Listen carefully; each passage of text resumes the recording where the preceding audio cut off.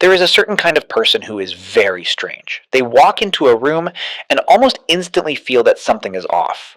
No one is raising their voice. There's no drama, but their brain has already finished scanning everything. An avoided glance, a forced smile, a sentence that sounds normal but is full of hidden fake energy. Many people think this kind of observation is a superpower, a wonderful gift, but the truth is, this sharp awareness is actually a psychological trap. The problem is that their brain has no off switch. They can't just enjoy the moment. They take it home, pick it apart, analyze it, and replay it in their head again and again. They are the kind of person who can turn one small silence into an entire universe of thoughts. But if you know someone like this, or if you are someone like this, you already know it isn't easy. Because hyper-awareness is not just an intelligence issue. It's about constantly seeing the hidden layers of meaning that other people walk right past without noticing. It can feel like a gift, but it is also a cruel burden that slowly drains all of your emotional energy. Today we are going to decode the psychology of people who are over-aware, and how they can avoid being swallowed by their own mind. First, we have to dig into the origin of this sharp awareness. Why do some people become overly aware? Empirical psychology usually divides this phenomenon into two main groups. For the first group, this sensitivity is simply inborn. Science calls them highly sensitive persons, HSP. People who carry the trait known as sensory processing sensitivity, SPS. Their nervous system, from the moment they are born, is like an ultra-fine filter that automatically absorbs and feels everything more intensely than usual. For them, the world always appears in extremely high resolution. However, for the second group, over-awareness is not something they were born with. It is an inheritance of survival. Neuroscience calls this state hypervigilance. It often takes root in an emotionally unstable environment in the past, most commonly during childhood. Imagine a child growing up in a house where the mood of the adults changes like the weather. That child cannot live innocently. They have to learn how to become a radar station. They might have been the kind of child who memorized the sound of car tires rolling into the garage, just to know whether their father was coming home drunk or sober. They learned to hear the sound of a kitchen cabinet slamming, and measure how angry their mother was. They knew exactly when to step into the living room and smile, and when to disappear quietly into the corner. Biologically speaking, their amygdala, the brain's danger alarm center, has been constantly activated. It records a message. This environment is not safe. I have to keep scanning to avoid danger. No one taught them this. Their nervous system automatically built a network of neurons to help them predict emotional disasters before they happen. And over time, that survival vigilance transforms into awareness. That awareness grows so deep that it becomes part of their identity. When they become adults, they often look back and blame themselves. Why do I always overthink? Something must be wrong with me. But no, they are not broken. They are simply carrying a kind of intelligence that was shaped by survival. The shield that once protected them has now fused into their skin. So when that shield, that massive awareness, enters adult life, how does it actually show up? Let's move to sign 1, living in constant analysis mode. This is the clearest sign, and also the one that consumes the most energy. For a typical person, a conversation is just a conversation. But for them, the mind is always running a hidden equation. Take a real example. Their boss sends a message on Slack at 4 p.m. Come see me for a minute later. For other people, that's simply a meeting. But for them, the moment they read the message, a wave of tension immediately appears. They sense something unusual in the wording, a kind of invisible coldness. They feel the atmosphere of the sender and instantly begin questioning themselves. Is my boss upset? Did I mess something up? They don't just hear words, they notice the 3-second pause before someone compliments the shirt they're wearing. They catch a very slight change in the other person's breathing. Part of this phenomenon is related to the activity of the default mode network, DMN, the brain system involved in reflection and self-referential thinking. In most people, the DMN becomes active mainly during daydreaming or rest. But in people who are overly aware, this network tends to be more active, which makes the mind slip into constant analysis and interpretation. Half of them is nodding, smiling, holding a cup of coffee, and participating in life. But the other half is taking notes, comparing details, and analyzing everything. The result is that their mind rarely gets any real rest. They can feel exhausted even after spending the whole day sitting in an office, because their brain has just finished running a hidden marathon. That analysis does not only point outward, it turns the camera inward, creating sign 2, hyper self-awareness. In psychology, metacognition is the ability to think about your own thinking. It is controlled by the prefrontal cortex. Everyone has this ability, but for them, it is a switch that never turns off. They do not just feel an emotion, they monitor it. The familiar chain reaction often looks like this. An emotion appears, followed by analyze it, and then judge it. They are walking outside and suddenly feel sad. Instead of simply letting themselves feel sad, they immediately cross their arms and start judging themselves. Why am I sad? Does this sadness even make sense? I should feel grateful because I have a good job, so why do I feel empty? I'm terrible for feeling this way. Even joy gets dissected. They are at a dinner party and just laughed at a joke, but the very next second, part of their mind is floating near the ceiling, looking down and evaluating. Did I laugh too loudly? That might have sounded a little fake. It is just like dancing while constantly staring at your reflection in a mirror to fix your posture. They may not miss a single step, but they lose the sense of flow. Their depth of awareness increases, but their natural presence slowly disappears. When that analytical camera runs for too long, they move into sign 3, losing innocence in relationships. Deep awareness makes them start to see the backstage of human behavior. Psychology calls this strong inference about other people's intentions, related to the ability known as theory of mind. They realize that people do not always say exactly what they think. They see a coworker bring them a coffee and praise the project they just completed. Instead of simply enjoying the compliment, their brain immediately scans possible motives. What favor does this person want? Are they hoping I'll share customer data with them?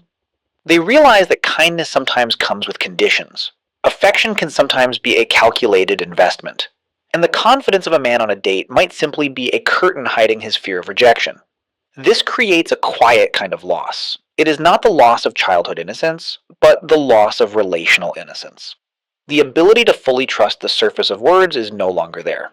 As a result, a compliment always seems to carry layers. An apology never feels complete because they suspect the other person is apologizing just to calm the situation, not because they truly accept fault. A promise sounds fragile. They do not become bitter or hateful toward the world. They simply become extremely cautious. And sometimes they feel lonely, even in a crowd, because no one else seems to see the layer of truth they are seeing. And that layer of truth is not just logical reasoning. It sinks into their feelings, leading to sign 4, empathy that is always switched on. For them, empathy is not a skill they choose to use when a friend is crying. It is a state that cannot be turned off. They walk into a meeting room. No one says a word, but they can feel the weight of irritation between two coworkers. Their mind works like a sheet of absorbent paper. Psychology calls this ability cognitive empathy. But for people who are overly aware, it does not stop at understanding with the mind. It crosses into emotional empathy, where they actually absorb and live inside another person's pain as if it were their own. This phenomenon is closely connected to neural systems that process empathy, especially mirror neurons. When they see someone expressing emotion, these neurons in their brain activate as if they themselves are experiencing that same emotion. But for an overly aware person, it becomes absorption. Someone sitting next to them on the bus taps their foot with nervous energy, and suddenly their own heart starts beating faster. A friend talks about their divorce, and after they go home, that pain sits in their chest for 3 days. What is the result? They become the emotional regulator for everyone around them. They know how to soften their voice and choose careful words to calm the atmosphere. People like being around them because they feel understood. But the price is exhaustion. They become a container for other people's emotional waste. And at the end of the day, very few people realize that the one who always understands others also needs someone to understand them. Those suppressed emotions do not disappear. They move straight into the body. Sign 5. When awareness becomes tied to the body and anxiety. Awareness does not exist only in the mind. Science calls this concept interoception, the ability to sense the internal state of the body, processed by the insular cortex. People who are overly aware often have an extremely sensitive interoception system. They drink a cup of espresso, their heart beats a little faster because of the caffeine. For most people, that simply feels like alertness. But for their nervous system, the brain detects the faster heartbeat, flips through its data records, and shouts, "Fast heartbeat equals danger. We're about to have a panic attack."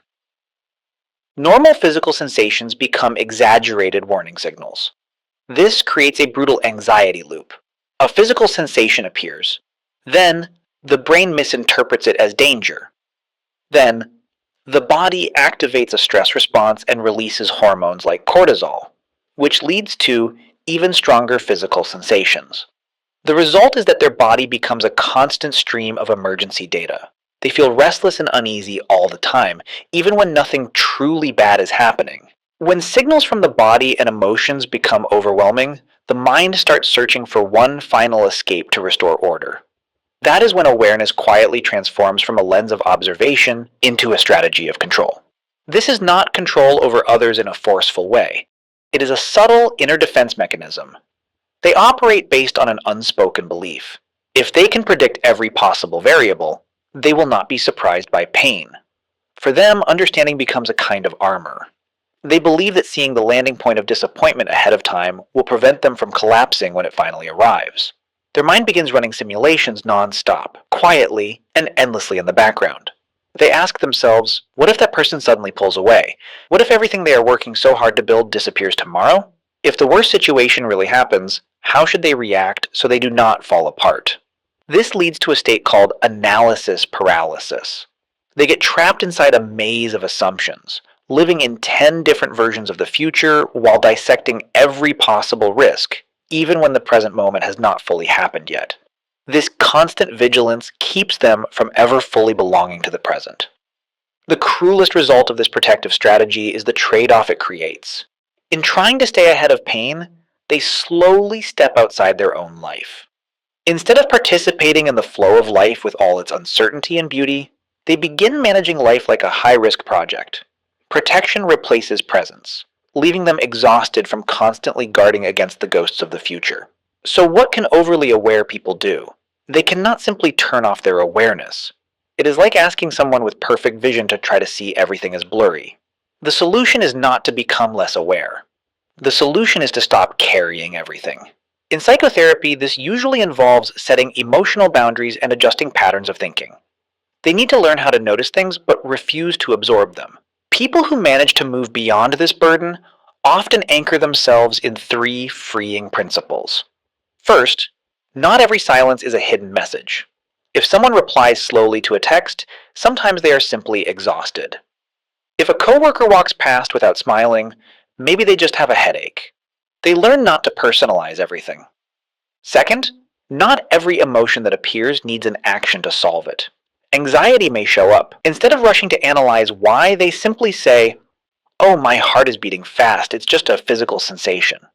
They observe it without judgment and let it pass. Third, not every insight needs to be spoken or acted on.